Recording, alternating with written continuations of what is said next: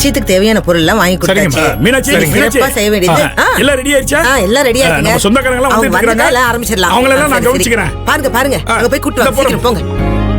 வாங்க வாங்க வாங்க வாங்க. வணக்கம். வணக்கம். ஆமா, சுமதி கூட்டி வரலையா? சுமதிக்கு இன்னைக்கு எக்ஸாம் இருக்குமா, அதான் கூட்டிட்டு வரல. அப்படியா? உங்க பொண்ணு கூட இன்னைக்கு எக்ஸாமா? ஆமா. என் வருங்கால மருமகளுக்கு கூட இன்னைக்கு எக்ஸாமுக்கு தான் போயிருக்கா. இன்னும் கொஞ்ச நேரத்துல வந்துருவா. உங்க மருமகளும் காலேஜ் படிக்கிறாங்களா?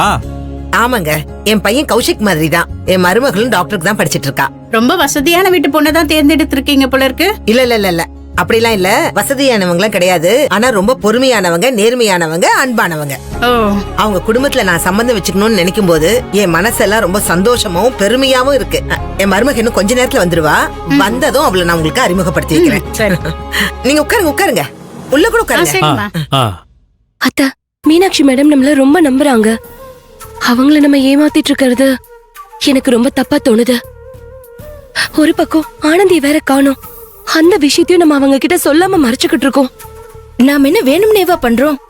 என்ன ஷாலினி, அதுவா ஒன்னொன்னா நடக்குது. பொங்கல் அன்னைக்கு தர்மலிங்கம் மாமா அந்த குடும்பத்தை நம்ம வீட்டுக்கு கூட்டிட்டு வந்தாரு. ஆனந்திய பொண்ணு பார்க்க வச்சாரு. அதுக்கப்புறம் அந்த பையனுக்கு ஆனந்திய ரொம்ப பிடிச்சு போச்சு. திடீர்னு பிறந்த நாள் விழாவுக்கு வாங்கன்னு சொல்லி இன்வைட் பண்ணாங்க. இங்க வந்து பார்த்தா இப்படி நிச்சயதார்த்தம்னு சொல்றாங்க. அவங்க கிட்ட உண்மையை சொல்லலாம்னு நினைச்சா தர்மலிங்க மாமா உண்மையை சொல்ல வேண்டாம்னு சொல்றாரு.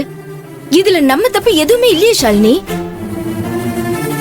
ஆனந்தி காணாம போன விஷயத்த அவங்க கிட்ட ஓப்பனா சொன்னா நம்ம வீட்டு பொண்ணை பத்தி அவங்க கேவலமா நினைப்பாங்க. அதனாலதான், அந்த ஒரே காரணத்துக்காக தான் அதை நம்ம சொல்லாம அவங்க கிட்ட மறைச்சிட்டு இருக்கோம். மத்தபடி நாம அவங்க கிட்ட போய் சொல்லுங்கிற அவசியமே இல்லையே.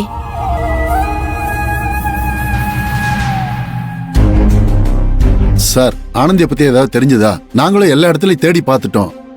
ஒரு தகவலும் தெரியல. டைம் வேற ஆகிக்கிட்டே இருக்கு. உங்க சைடு ஏதாவது தகவல் தெரிஞ்சா கொஞ்சம் சீக்கிரமா சொல்லுங்க சார்.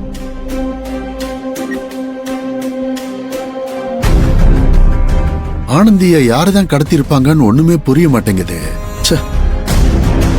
மீனாட்சியை எப்படிதான் சமாளிக்கிறது? ஷோ,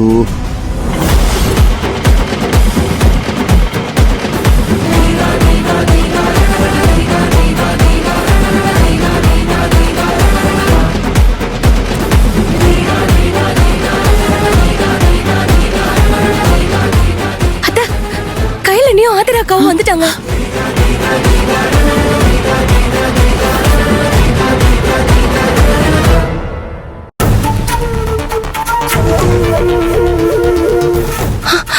கையில் வந்துகிட்டு இருக்காமா? ஆனந்தி காணோம். கையில் இவங்க மட்டும் வந்திருக்காங்க. அந்த எழிலும் பிரபுவும் காணோம். என்ன நடக்குதுன்னு ஒண்ணுமே புரியலையே. என்ன ஆனாலும் சரி, அந்த ரோஹிணி மட்டும் இங்க வரவே கூடாது. அவ கழுத்துல கௌதம் தாலியை கட்டியே ஆகணும். அம்மா, கையில் என்னாச்சு? கையில் நீங்க மட்டும் வந்திருக்கீங்க? ஆனந்தி எங்க? எழில் மாப்ள, பிரபு, ரோகிணி, ரேவதி இவங்க எல்லாம் எங்க? அம்மா சரி நீ பதட்டப்படாத. அம்மா, அப்ப ஆனந்தி கிடைக்கலையா? அம்மா நீ பதட்டப்படாதன்னு எத்தனை தடவை சொல்ற, கொஞ்சம் பொறுமையா இருமா.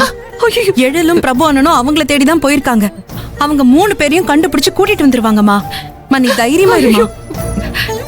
நான் இப்ப இங்க வந்ததே மீனாட்சி மேடம் சமாளிக்கிறதுக்காக. கையில் இன்னும் ஆனந்தி கிடைக்கலன்னு சொல்லிட்டு இருக்க. இங்க இவங்க நிச்சயதார்த்த ஏற்பாடு பண்ணிட்டு இருக்காங்க. ஆனந்தி எக்ஸாமுக்கு தான் போயிருக்கான்னு நம்பிட்டு அவங்க சந்தோஷமா வர சொந்தக்காரங்களையும் வரவேற்கிறாங்க. நீ என்னடானா இன்னும் ஆனந்தி கிடைக்கலன்னு சொல்ற? கையில் டைம் ஆகிக்கிட்டே இருக்கு. எவ்வளவு நேரம் தான் ஆனந்தி எக்ஸாம் முடிச்சிட்டு வரலன்னு சொல்லி சமாளிக்க முடியும்? அண்ணி இப்ப என்ன பண்ண சொல்றீங்க?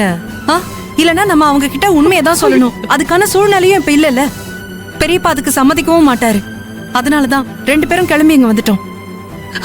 எப்படியும் எழில் ஆனந்திய கண்டுபிடிச்சிருவாரு. அதே மாதிரி பிரபுவன ரோஹிணி ரேவதியும் கண்டுபிடிச்சு கூட்டிட்டு வந்துருவாரு. எங்க 2 பேருக்கும் அதுல பெரிய நம்பிக்கை இருக்கு. அந்த நம்பிக்கையை நீங்களும் உங்க மனசுல வளர்த்துக்கோங்க. என் பொண்ணுக்கு என்ன ஆச்சுன்னு தெரியல. கண்டிப்பா நல்லதுதான் நடக்கும். நீங்க கொஞ்சம் தைரியமா இருங்க. எப்படிமா? எப்படா? அப்பாடா, கையில் வந்துட்டா.